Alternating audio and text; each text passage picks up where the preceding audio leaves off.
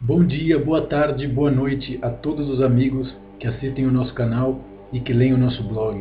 Espero que estejam todos muito bem. Eu sou Rui Mendes, médico animósico, arconte-mor da Casa Real Sagrada de Sirius Grey Alpha, conector atemporal do grupo de sábios e guardador da psique humana e galáctica. Pois aqui estamos mais uma vez para realizar mais um encontro e conversar com todos, dando oportunidade para que as pessoas entrem em contato com informações e conhecimentos que possibilitem a elas terem cada vez mais ferramentas de trabalho rumo à verdade e rumo ao conhecimento de si mesmo. E o tema que eu escolhi para conversarmos hoje é um tema que, além de interessante, eu considero apaixonante.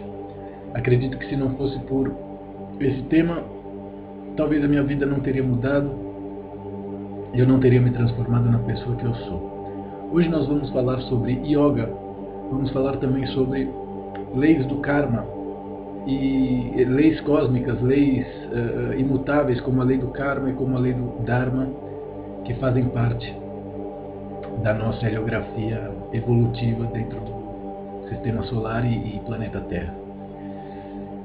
E o yoga, de fato, realmente é algo que entrou na minha vida quando eu tinha ali 18, 19 anos, talvez um pouco antes disso ele já flertava comigo. Me lembro que a primeira vez que eu ouvi falar em yoga foi num dos quadros do programa Silvio Santos, não sei se vocês lembram, se chamava Isto é Incrível. E aí tinha uns caras lá que faziam yoga e também faziam karatê, e através dessa mistura eles conseguiam quebrar umas barras de gelo. Eu devia ter 3 ou 4 anos a primeira vez que eu ouvi falar na palavra yoga. E essa palavra sempre me perseguiu. Até que quando eu tinha ali, por volta dos 18 anos, surgiu a oportunidade de fazer uma aula grátis, como todas as escolas oferecem, numa escola que tinha na esquina da minha casa.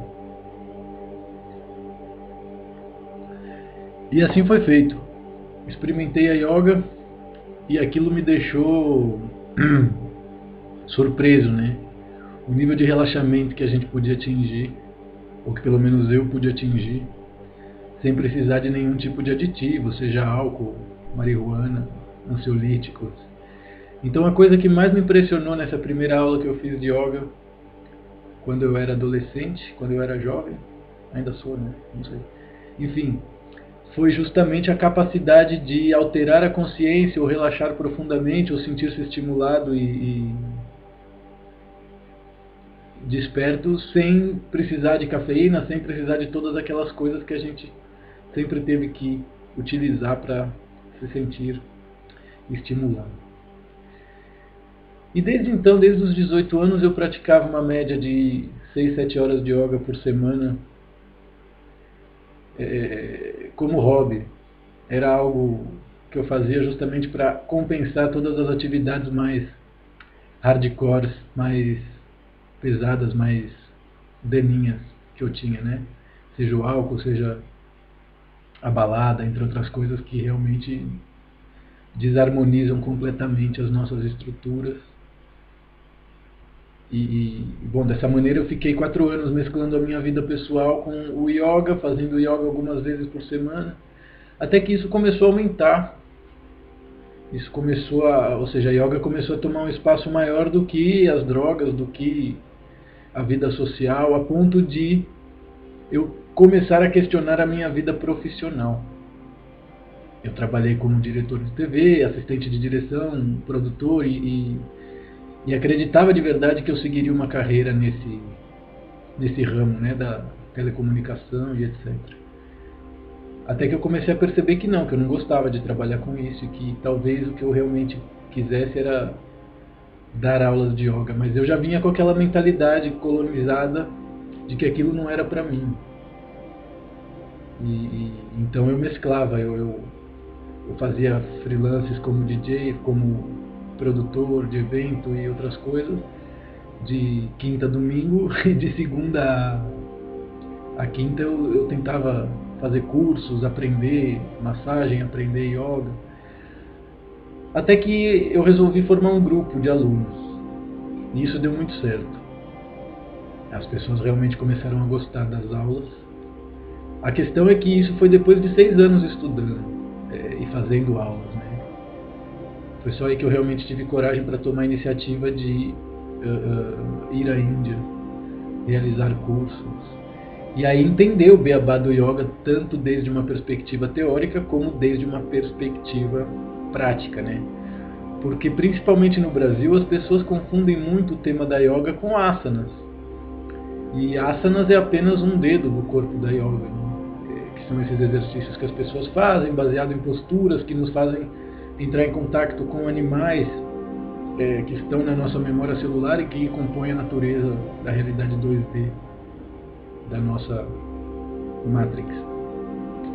Mas é importante que vocês entendam, a palavra yoga significa união. A explicação básica da yoga. O que é a yoga, né? A yoga é um ramo da medicina Ayurveda, através do qual você consegue não ter nenhum tipo de doença e, além de equilibrar-se, todas as coisas já naturais que todos sabem, o yoga ele tem a capacidade de desenvolver poderes de distintas ordens, que quando você lê os Yoga Sutras de Patanjali, você realmente fica impressionado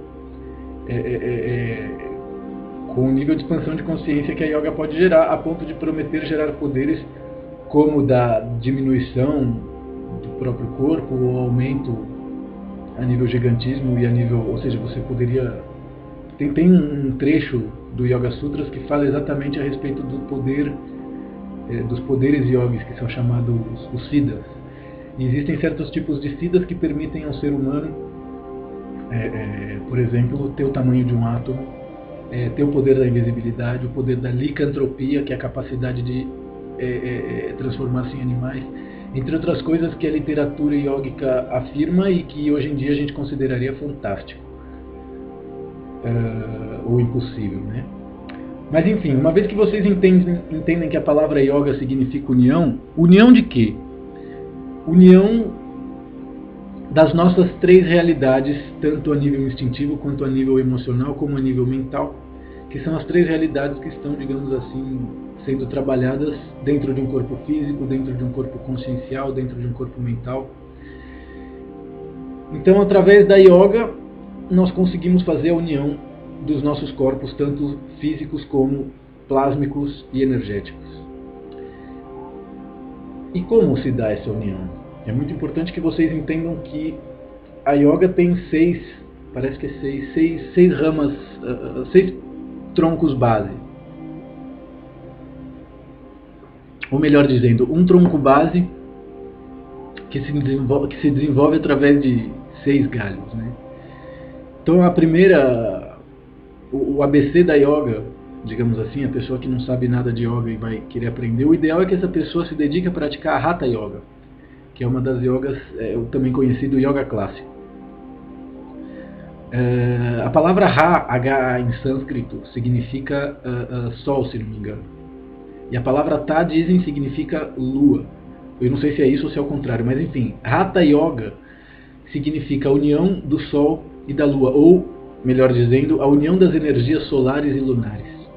É importante que vocês entendam, como eu digo sempre, tudo que tem vida no nosso planeta está equilibrado através das energias solares e lunares, que aqui no Ocidente nós chamamos positiva e negativa, ou masculina e feminina, entre outras nomenclaturas, né? Mas basicamente as energias solares e lunares, ou positivas e negativas, ou masculinas e femininas, são as energias responsáveis pelo equilíbrio de todo o processo evolutivo do nosso planeta em diferentes densidades, de minério a planta, de planta a animal, de animal a homem, de homem a alma, ou seja, de 1D a 2D, de 2D a 3D, de 3D a 4D e de aí em diante. A gente está falando em densidade, não apenas em dimensões. Todo esse processo se dá através da união dos 3 corpos, né? Então é muito importante que vocês compreendam. A yoga seria uma forma de medicina profundamente artística que nos permite ter total equilíbrio, seja do nosso sistema endócrino, seja do nosso sistema de chakras, seja dos nossos sistemas em níveis áuricos, energéticos, vibratórios, sensíveis, mentais, psíquicos, emocionais, instintivos, físicos e orgânicos. Então, quer dizer, a yoga é algo bastante completo. E é por isso que existe um trabalho de desinformação tremendo para tentar caricaturizar a yoga como meditação ou limitar ela de forma que as pessoas não criem interesse, né? Eu me lembro muitas vezes ao oferecer yoga para as pessoas, de ouvir elas dizerem, ah não, isso não é para mim, isso é muito parado. E é um equívoco, é a prova de que as pessoas confundem yoga com meditação, justamente porque existem aulas de yoga dentro da linha Ashtanga, dentro de outras linhas, que realmente fazem com que uma pessoa sue, com que uma pessoa libere tensão ou queime calorias, às vezes em 40 minutos, o que você faria 2 horas de aeróbica para fazer, justamente porque você não está trabalhando somente a queima, você está trabalhando a resistência, você está trabalhando a respiração. Então, basicamente, Hatha Yoga, a união das energias solares e lunares, através das quais nós conseguimos lograr um balanceamento endócrino, um balanceamento chakral, um balanceamento físico, orgânico e também energético e vibratório. Então, o primeiro passo, né, o primeiro degrau nessa escaleira, nessa escada da yoga, seria justamente a Hatha Yoga. E o que é a Hatha Yoga? No que está dividido a Hatha Yoga? Como está definida? A Hatha Yoga está definida, toda a yoga, na verdade, está definida em 3 pilares básicos. Que seria primeiro os asanas. Asanas é justamente as aulas de yoga que a gente faz com o professor e pratica aqueles exercícios, né, aquelas posturas com o corpo que trabalham elasticidade corporal, trabalham o massageamento das células dos órgãos internos do nosso corpo, fazendo com que uma tonificação física e orgânica seja realizada desde uma perspectiva física e 3D. E desde uma perspectiva energética, vibratória e 4D, a yoga também possibilita a liberação de informações, tanto em níveis ancestrais quanto espaço-temporais, que nos conectam com a essência do nosso ser. Eu me lembro que eu tinha uma amiga que dizia que a yoga é como se fosse assim um recipiente, né, uma latinha, velha, enferrujada, mas é uma latinha, né? Ela cumpre com a missão dela de ser um recipiente. E aí, à medida em que você vai caminhando, você vai encontrando pedras preciosas. Você encontra um rubi, você encontra uma... Isso seriam as práticas de yoga, né? Então assim, você vai guardando essas pedras preciosas num recipiente que não tem valor nenhum.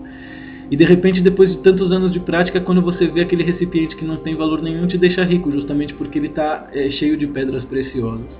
E essa é uma comparação muito boa para yoga em relação ao nosso corpo físico, em relação ao nosso corpo mental, em relação ao nosso sistema de crenças. Então, à medida em que a gente começa a praticar asanas, certas coisas começam a acontecer com os nossos órgãos, que faz com que memória celular, tanto da realidade 1D como 2D e 3D, sejam liberadas, e também 4D e etc.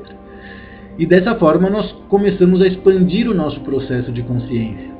Então praticar asanas pelo menos 2 vezes por dia seria ideal para aquelas pessoas que querem realizar um processo de despertar, um processo de ser criador da própria realidade, entre outras coisas, né? Logo depois dos asanas, talvez a parte mais importante do yoga seriam os pranayamas. A palavra prana em sânscrito significa bioenergia vital. Yamas significa domínio. Então os pranayamas são exercícios respiratórios que nos possibilitam um melhor domínio das nossas bioenergias vitais. Então você tem diferentes tipos de exercícios respiratórios dentro das linhas de pranayama, que te possibilitam realizar a limpeza dos nadis, que são os canais sutis, te possibilitam harmonizar o trabalho das glândulas endócrinas, te possibilita harmonizar chakras e também desbloquear, entre outros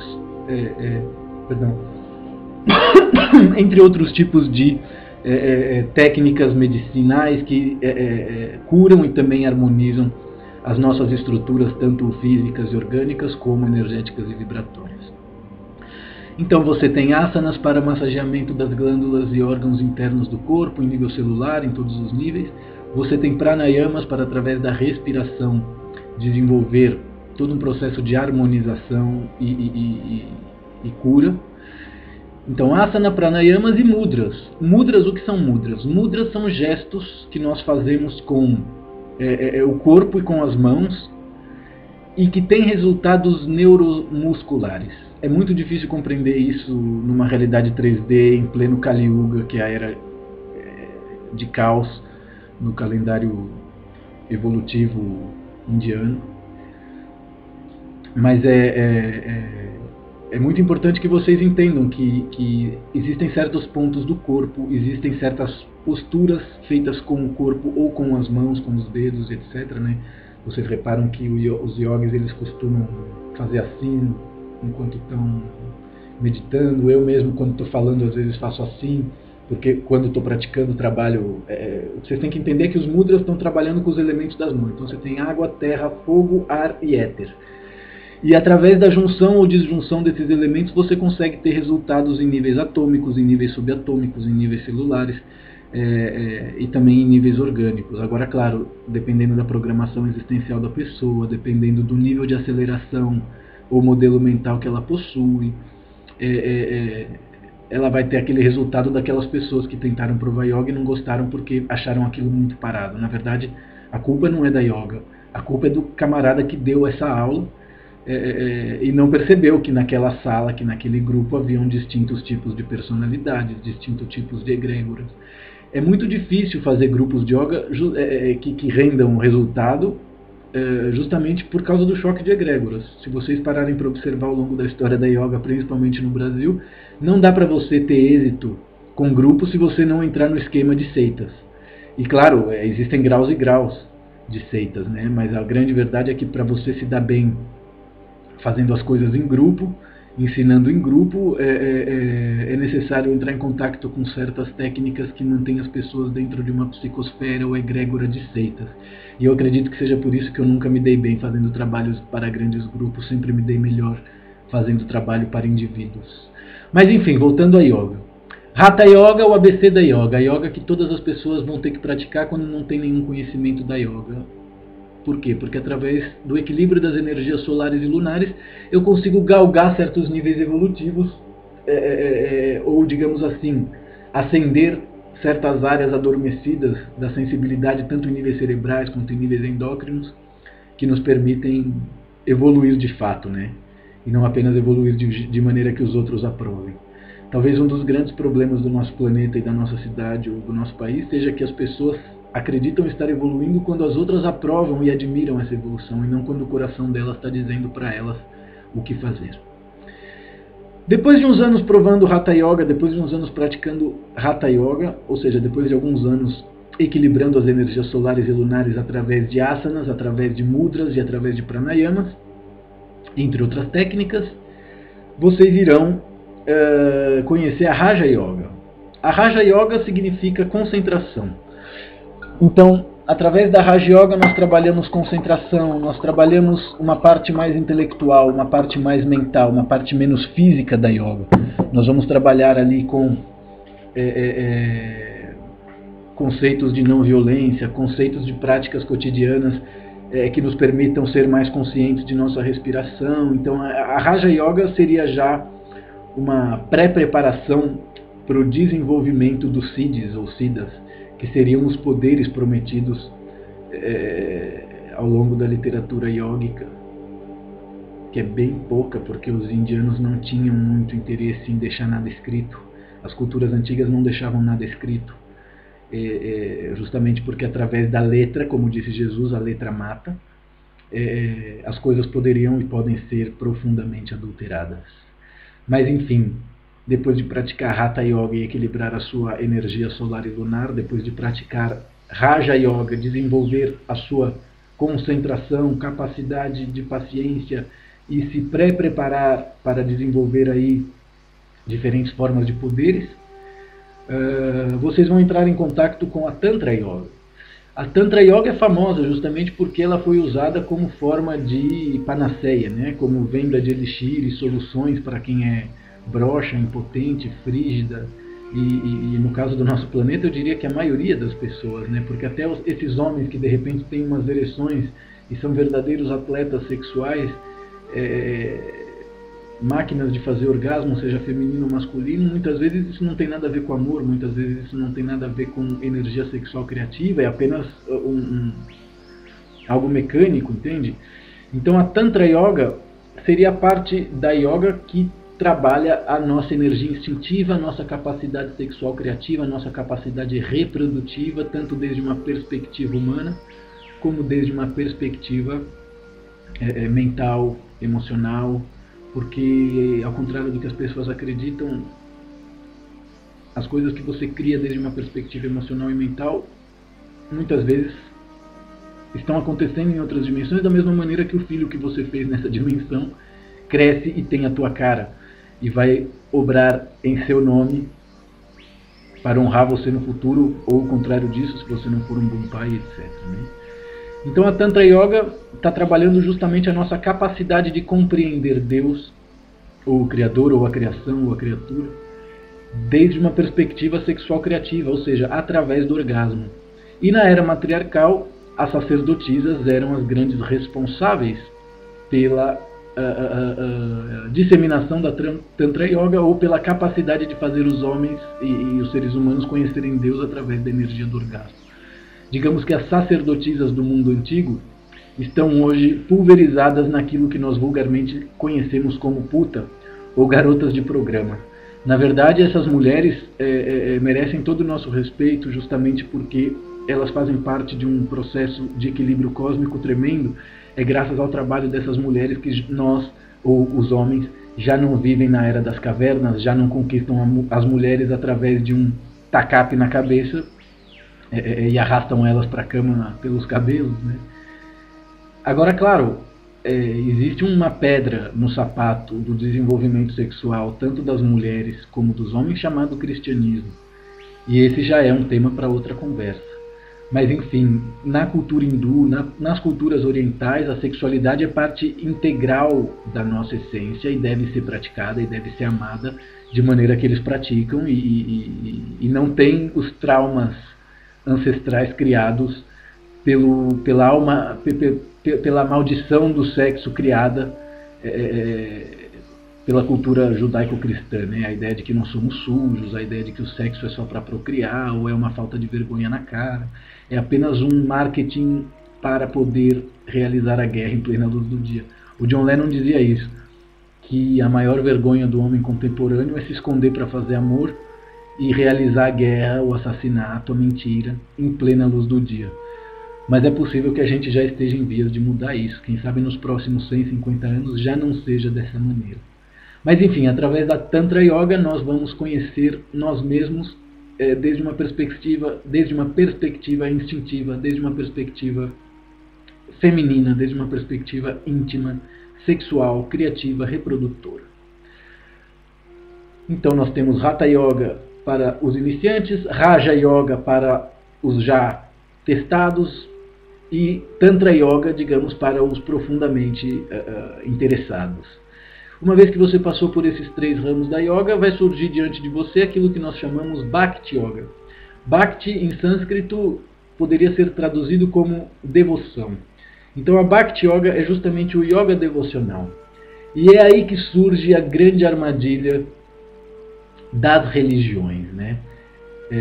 Se você estuda o hinduísmo, você vai acabar compreendendo que as 3 religiões monoteístas que governam o nosso mundo nada mais são do que 3 dedos, ou até menos do que isso, né? Digamos, 3 unhas do dedo do corpo, de todas as possibilidades que o hinduísmo oferece enquanto prática religiosa. Porque é errado definir o hinduísmo como prática religiosa, justamente porque ele é uma prática religiosa não ortodoxa, ele é ortoprático. Desde uma perspectiva religiosa, ele é holocrático também, ou seja, no panteão hindu você tem milhões de deuses justamente porque não está proibido que qualquer pessoa, independente da casta, receba aquilo que nós chamamos de revelações, entende?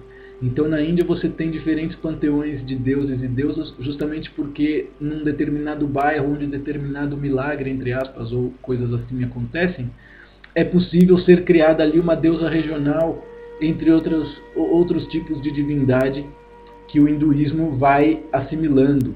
É uma religião, ou uma prática, uma filosofia de vida, digamos assim, bastante elástica, talvez tão elástica quanto os asanas do yoga. E claro, ao longo da história do hinduísmo, talvez essa tenha sido a melhor religião para escravizar, e é por isso que o mundo contemporâneo atual se liberta de todo o karma da escravização religiosa do passado através desses 3 aspectos hinduístas, que seriam as religiões monoteístas islâmica, judia e cristã, né? Então, a Bhakti Yoga é o que nos conecta com essa realidade. Então, Yoga é união. Através da Bhakti Yoga, a gente faz a união com essa nossa parte que conecta a religiosidade. Obviamente que dependendo das programações existenciais que você teve, dos tipos de vida que você viveu, se sua alma foi reciclada, os tipos de trauma que você carrega, é muito difícil fazer isso sozinho. Então aí surge a necessidade de guias, de avatares, de gurus. E assim, no final das contas, o trabalho desses caras acaba sendo necessário. Por quê? Porque existem pessoas que ainda não são capazes de se reconhecerem como indivíduos. Eles só são capazes de se reconhecerem como parte de coletivos que adoram fulano. O fulano é um indivíduo, entende? Então existem almas, existem seres que encarnam e não têm desenvolvido a consciência de que é um indivíduo feito à imagem e semelhança de Deus. Eles precisam de outro ser fora deles para deixar isso claro. E a Bhakti Yoga é uma das formas de manter as pessoas uma das formas tanto de aprisionar elas dentro de sistemas devocionais, como de fazer elas perceberem a grande fábrica de salsicha enlatado a nível álmico que as religiões são. Então é muito importante respeitar a liberdade, inclusive, e o livre-arbítrio, inclusive daqueles que mentem e enganam, porque às vezes esses que mentem e enganam estão fazendo um trabalho para resgatar seres mentirosos e enganadores que estão em um nível de caos tremendo. Bom, gente, Bhakti Yoga, trabalhando a devoção. Logo depois de trabalhar a devoção, vocês vão entrar em contato com aquilo que chamamos Jnana Yoga, com JM, Jnana. A Jnana Yoga é traduzida como Yoga do conhecimento. Então, através de Jnana, nós desenvolvemos o conhecimento de maneira a encontrar possíveis verdades. Lembrem-se que, segundo o grupo de sábios e a Casa Real Sagrada de Sírios, para poder evoluir nessa realidade 3D em que estamos, o primeiro passo é amar, perdoar e confiar. Aqueles que logram, aqueles que conseguem amar, perdoar e confiar com perfeição, vão ter que crer. Quem não tem conhecimento precisa crer, para logo conhecer, Jnana, conhecimento, para poder julgar e cobrar. Então, gente, é muito importante que vocês realizem que uma vez que você decidiu buscar a verdade, você vai ter que buscar conhecimento. E uma vez que você busca conhecimento, você vai encontrar também uma série de coisas como mentiras, desinformação. Então por isso é muito importante escolher a crença que vocês vão ter para poder buscar conhecimento dentro dessa senda evolutiva, para descobrir no mínimo se você está ou não está sendo enganado. Então através de Jnana, a gente compreende, através de experiências próprias e conclusões próprias, o que seria essa união, tanto do Hatha, solar e lunar, como do desenvolvimento da consciência através do Raja Yoga, como do Bhakti Yoga, que seria o primeiro passo na senda evolutiva daquele que crê. Então quer dizer, Hatha, Raja e Tantra é o que nos permite amar, perdoar e confiar com perfeição. A partir de Bhakti Yoga, nós vamos começar a trabalhar a crença, para depois desenvolver o conhecimento, para depois chegar naquele ponto que é o Karma Yoga, que seria o Yoga da perfeita ação, que aí seria julgar e cobrar. Então percebam como os seres da realidade arcôntica e os seres da realidade dévica, eles trabalham com os mesmos sistemas evolutivos. Se você lê a obra literária dos Rosa Cruz ou dos maçons, vocês vão ver que eles estão trabalhando com o mesmo conhecimento que está lá nos Vedas, que está lá no Mahabharata, ou em qualquer um dos livros, sejam das culturas indianas, seja das culturas antigas, sumérias, egípcia e todas as outras que fizeram parte do mundo antigo e que trataram de esconder justamente para poder melhor nos controlar, melhor nos escravizar, entre outras diferentes intenções e agendas que as nossas elites têm para conosco. Então, basicamente, a gente acabou de conhecer as 6 bases principais da Yoga, através da qual nós realizamos um processo de regeneração humana, a ponto de, quem sabe, não apenas acreditar que somos feitos à imagem e semelhança de Deus, mas principalmente realizar essa experiência, sentir ela através da própria biografia, sentir ela através das próprias escolhas e de tudo que acontece na sua vida, né? Aprender a ler as setas dos nossos guias, eu superior, anjos solares, no sinal, é algo que através desses 6 passos básicos da yoga vai acontecer de uma maneira ou de outra. Bom, uma vez que a gente já entendeu mais ou menos o que é yoga, como ela se desenvolve, quais são as principais ramas que ela mantém desde o início dos tempos, eu decidi que eu gostaria de abordar um tema muito pouco abordado na literatura yógica ou em quem ensina yoga. A maioria das pessoas não conhece muito isso, que é um tema chamado os gunas. Os gunas na yoga são formas de se dividir e trabalhar com as energias. Existem 3 tipos de gunas: sattvas, rajas e tamas. Desde uma perspectiva energética e vibratória, rajas seria puro. Em sânscrito seria uma das traduções para a palavra, sattvas, puro. Tanto que cannabis sativa vem justamente da pureza de uma determinada semente, né? Você também tem cannabis índica, que tem outros tipos de efeito no seu sistema endócrino, nervoso, etc. Mas enfim, outro dia a gente fala de cannabis. Falando dos gunas, por quê? Porque é importante entender os gunas para você começar a entender a realidade energética e vibratória. Então, sattvas seria a pureza. Rajas seria o hibridismo, a mistura entre pureza e tamas, que seria a parte podre. E os indianos nos ensinam que tudo está equilibrado através de sattvas, rajas e tamas. Da mesma maneira que na Hatha Yoga nos ensinam que tudo está equilibrado pelas energias solares e lunares. Então, do ponto de vista numerológico, a gente está trabalhando com o número 2 na Hatha Yoga. Quando a gente vai trabalhar com o conhecimento teórico da yoga, como no caso os gunas, nós vamos trabalhar com o número 3. Então nós temos sattvas, que seria a pureza.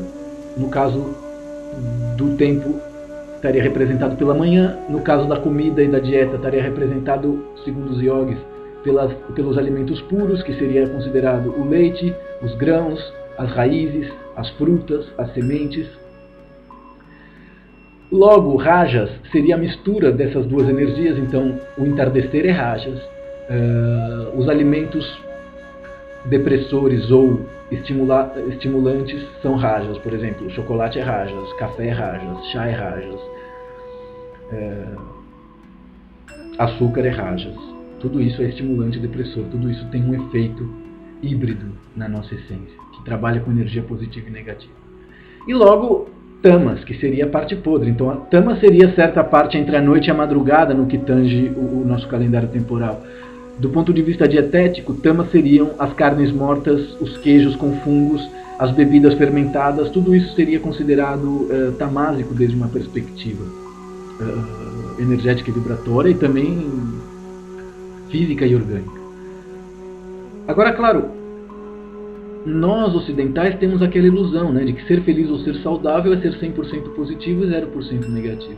E através da cultura dos gunas, através do conhecimento das energias dos gunas, nós começamos a compreender que não, que você tem que ter a sua parte tamásica equilibrada. Uma pessoa que gosta de comer carne, de repente faz parte da programação dela, existencial dela, comer carne, ela tem que fazer isso para ser feliz, senão ela não vai conseguir fazer feliz. Claro que ao longo do processo de ser feliz, você começa a perceber que, caramba, a minha forma de ser feliz é predadora, eu já não quero mais fazer isso. E aí você deixa de fazer aquilo naturalmente. Mas é muito importante que vocês compreendam isso. Não tem como negar tamas e ficar em rajas sem entrar em contato com sattvas.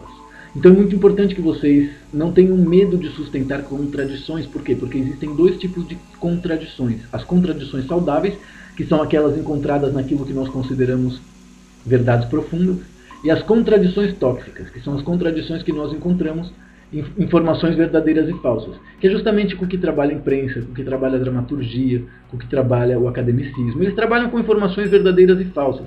Se você vai para a medicina, se você vai para a filosofia, se você vai para a engenharia, eles estão trabalhando com verdades profundas. Agora, claro, todo esse conhecimento ficou nas mãos de muitas poucas famílias durante muito tempo. E agora, de 20 anos para cá, esse conhecimento está sendo liberado justamente para que todas as pessoas tenham ferramentas para desenvolver-se. Porque é muito importante que vocês entendam que a escravidão dos deuses para com os homens criou um karma horrível para os deuses. Karma esse dos quais eles querem livrar-se. E para isso eles contam com médicos como eu, com casas reais como a nossa, com grupos como o Grupo de Sábios, que há mais de 350 mil anos trabalham na nossa galáxia, digamos assim, resolvendo problemas, tanto desde uma perspectiva medicinal e de saúde, como desde uma perspectiva política e diplomática. Mas enfim, entendam, busquem pesquisar a respeito do que são os gunas e perceber isso na vida de vocês, porque é muito importante que vocês percebam se vocês são pessoas tamásicas, acidificadas, ou se vocês são pessoas alcalinizadas e sáttvicas, ou se vocês são pessoas híbridas que necessitam ir mais para um lado do que para o outro, porque existem pessoas que sofrem na nossa realidade por excesso de pureza, da mesma maneira que existem pessoas que sofrem desequilíbrios por excesso de podridão e densidade. Então lembre-se sempre que ser 100% positivo em realidades 3D como a nossa é algo tão insano quanto ser 100% negativo. Então nós precisamos ter aí pelo menos 35% de energia negativa para poder trabalhar com tamas, para poder trabalhar com rajas e para poder ter essas estruturas equilibradas. Nós poderíamos dividir essas estruturas comparativamente também com a realidade instintiva, emocional e mental. Os 3 primeiros chakras, os 5 primeiros chakras e todos os 7 chakras, mais os chakras maiores, que seriam chakras que não fazem parte do corpo físico e estão nas nossas estruturas áuricas. Mas acredito que com esse apanhado que eu fiz aqui agora, dando as 6 ramas principais da yoga, falando um pouquinho sobre asanas, mudras e pranayamas, e dando a ideia do que seriam os 3 gunas para que vocês compreendessem um pouquinho a base das energias e vibrações, vocês podem ter aí uma bela oportunidade de criar um roteiro de pesquisa próprio, né? Ou quem sabe entrar em contato comigo e adquirir um dos packs que a gente oferece para as pessoas que já praticam yoga e que necessitam de um suporte em níveis teóricos, sacar dúvidas, problemas com os alunos, entre outros tipos de coisa que às vezes um terapeuta, um professor de yoga que é responsável quer incrementar o serviço que ele já oferece. Nós proporcionamos isso também. Bom, depois de entender todo esse emaranhado de conhecimentos indo-yógicos, eu gostaria de falar um pouco sobre algo interessante, que é um tema que talvez foi um dos primeiros temas que a gente tratou no blog, lá em 2009, 2010, quando nós começamos a escrever e viajar o mundo. Que é justamente um tema que a cultura ocidental às vezes confunde, que é o karma. As pessoas têm uma conotação negativa a respeito do karma. Eu me lembro que a minha avó e a minha mãe, que tem uma criação e postura católica, sempre tinham a ideia de karma como algo negativo, né? Ou seja, passava algo ruim com a pessoa e ninguém sabia a resposta, já diziam, é o karma. E isso é apenas um lado da moeda, né? Do ponto de vista indiano, do ponto de vista yógico, karma ele é muito mais do que simplesmente pagamento de dívidas. Na verdade, essa é uma mentalidade profundamente cristã e jesuíta para manter as pessoas pobres. Talvez os protestantes tenham uma visão melhor do que seria o karma. Mas enfim, o karma ele é uma lei. Ele é uma lei cósmica através da qual funciona um sistema que nós conhecemos como ação e reação. E isso é química, isso é física, que você aprendeu na escola.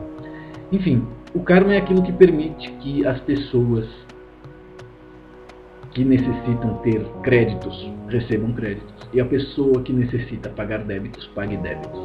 Agora, claro, isso não passa dentro de uma perspectiva temporal linear, passado, presente e futuro. Por quê? Porque nós somos seres multidimensionais. Então, para entender leis como karma e dharma, é muito importante evoluir a nível consciencial, expandir a sua capacidade de perceber você mesmo em diferentes dimensões, seja essas dimensões materiais ou não. Então, para você entender o karma, seria interessante comparar ele com um banco. Ou seja, o banco são as estruturas que controlam toda a movimentação financeira da nossa realidade, né? E como nós sabemos, nós estamos aprisionados financeiramente nessa realidade. Você não pode viajar sem dinheiro, você não pode, se você mora em uma grande cidade, você não vai poder comer sem dinheiro, seja num restaurante, seja comprando comida no mercado. E por que assim? Porque o dinheiro faz às vezes aquilo que nós chamamos prana, né? Tem um dos nossos vídeos que se chama justamente energia financeira e prana, algo assim, depois vocês pesquisam lá. Mas enfim, as coisas são dessa maneira não para nos escravizar apenas, mas justamente para que elas possam acontecer dentro de uma ordem. Então nós sabemos que todas as pessoas que pedem empréstimos por banco e pagam esses empréstimos, elas conseguem novos empréstimos. Então as pessoas que pagam os seus créditos conseguem fazer novos empréstimos. Porém, existem pessoas que são caloteiras, existem pessoas que são mal pagadoras, morosas. E essas pessoas precisam pagar os seus débitos. Então, o karma foi um esquema genial criado pelos arquitetos da nossa realidade, justamente para que não precisasse haver um sistema de cobrança e ninguém tivesse que ser prejudicado, né? É curioso, porque agora me veio isso. Paulo de Tarso era cobrador de impostos, né? Mas enfim, o conceito de karma é justamente esse. Se você paga os seus créditos em dia, se você paga os seus débitos em dia, você sempre consegue fazer novos créditos. A questão é que esse é um sistema criado por uma mente. Talvez não seja humana, mas enfim. Esse é um sistema criado. Essa não é a origem das coisas, entende? A origem das coisas está justamente naquilo que a gente chama Dharma. E o Dharma ele pode ser reconhecido como uma grande herança, como uma mega loteria que você acaba de ganhar. Então imagine que a pessoa que vive de salário, a pessoa que vive de pagar débitos e receber créditos, essa pessoa está sempre preocupada em economizar, na verdade. Ela economiza no valor da comida, ela economiza no valor do aluguel, ela está sempre priorizando o valor das coisas para que sobre mais dinheiro, ou karma, ou crédito para ela, ou ter menos débito. A questão é que quando você encontra o seu Dharma, e eu não saberia dizer qual é a tradução correta de Dharma para o sânscrito, mas depois vocês buscam no Google. Mas enfim, o conceito de Dharma seria como o encontro da sua verdadeira essência, né? Então, se o karma é pagar débitos e receber créditos, o Dharma é receber uma grande herança, o Dharma é receber um prêmio. E nesse prêmio você vai entender toda a razão da sua existência. O Dharma é aquilo que faz com que uma pessoa seja ela mesma. Quando você encontra o seu Dharma, você pode ganhar 1 milhão e você vai ficar feliz. Você pode perder 1 milhão e você vai sentir tristeza. Mas você vai continuar sendo você mesmo, porque você entendeu quem você é, o que você faz aqui, para que você veio, possivelmente também de onde você vem, se isso te interessa e você se aprofunda em si mesmo, pesquisando esse tipo de coisa. Então todas as pessoas que estão no nosso planeta estão aqui pagando débitos kármicos para poder receber créditos kármicos, para quem sabe um dia descobrir a sua verdadeira identidade, a sua verdadeira utilidade nesse plano todo. Agora, claro, quando a gente não tem conhecimento, o que a gente tem que ter? A gente tem que ter crença. Então assim, eu, enquanto médico animósico, arconte-mor da Casa Real Sagrada de Sírios, entre outros títulos que me foram revelados ao longo dessa jornada de canalizações e trabalhos, seja em níveis médicos, terapêuticos ou espirituais. Isso são histórias que me são passadas, ninguém pode garantir para mim que isso é verdade, a não ser a minha intuição, a não ser o meu coração, e ainda assim isso pode ser manipulado. Então é muito importante que vocês estejam dispostos a ser enganados. E aceitem que existe gente mentirosa, existe gente enganadora. E é nisso que consiste dar a outra face. Ou seja, é aceitar que existe esse tipo de pessoa fazendo esse tipo de coisa e que isso passou comigo. E aí você tem que perdoar esse tipo de gente. Porque de cada 10 pessoas que você confia, 7 vão te trair, porque não estão preparadas, não encontraram seu Dharma, entende? Elas estão ainda pagando créditos e débitos, e dá raiva pagar débitos. Então, quando a gente pode roubar, quando a gente pode levar vantagem em alguma coisa, isso dá uma sensação de alívio para quem não entendeu o que é Dharma, para quem não se desenvolveu desde uma perspectiva emocional, mental, criativa. Para quem vive em apenas 3 chakras instintivos, mentir é natural, trapacear é natural. E vocês têm que perceber em que nível vocês estão. Se é um nível instintivo, se já é um nível emocional, se é um nível mental. Eu, pessoalmente, acredito ter encontrado o meu Dharma através do médico animósico. Porque foi a partir do momento em que ele me foi revelado e eu comecei a trabalhar com ele, que tudo na minha vida começou a mudar, desaguando na pessoa que eu sou hoje. Agora, eu sempre fui uma pessoa insegura. Então, claro que passa pela minha cabeça, e se esses seres que se revelam para mim, etc e tal, também não são enganadores, charlatães, desde uma perspectiva 4D, da mesma maneira que a gente sabe que isso acontece com religiões, etc e tal. E eu estou aberto, se for isso, eles vão levar essa traição na ficha deles e eu vou levar esse engano na minha. E é isso que vocês têm que fazer. Vocês têm que estar disposto a ser enganado pelo... Ou seja, é que o lance do cristianismo já está muito na cara, né? Mas assim, essas igrejas evangélicas que trabalham com esse conceito crente, essas pessoas estão dando um exemplo maravilhoso de obediência, de submissão, que às vezes são coisas necessárias para serem aprendidas quando você está realizando um processo de evolução integral. Entende? Não é um processo de evolução intelectual, não é um processo de evolução financeira, é um processo de evolução total. Quando você realiza esse nível de integridade do seu ser, você também começa a ter maiores conhecimentos a respeito do que é verdade, a respeito do que é mentira, que te fazem compreender uma série de coisas que você não consegue colocar em palavras. Então, existe uma coisa que o professor Hermógenes dizia que eu acredito que funciona como um mantra, que é: me entrego, confio, aceito e agradeço. E é dessa forma que a gente evolui. Por quê? Porque a gente não pode saber, eu não posso ter certeza que os meus guias são 100% sinceros, que eles não trabalham de repente com uma linha. Não posso saber. O mistério é fundamental. O mesmo passa com todas as pessoas que estão lá fazendo seminário para ser padre, ou para ser beneditino, para eles também o mistério é fundamental. Por quê? Porque isso trabalha a nossa humildade. Quando a gente descobre certos mistérios, está ali a semente do satanismo. A gente deixou de evoluir através do serviço aos demais para evoluir através do serviço a si mesmo. E é algo possível também, só que é dolorido. E para quem teve vidas passadas nessas plataformas evolutivas,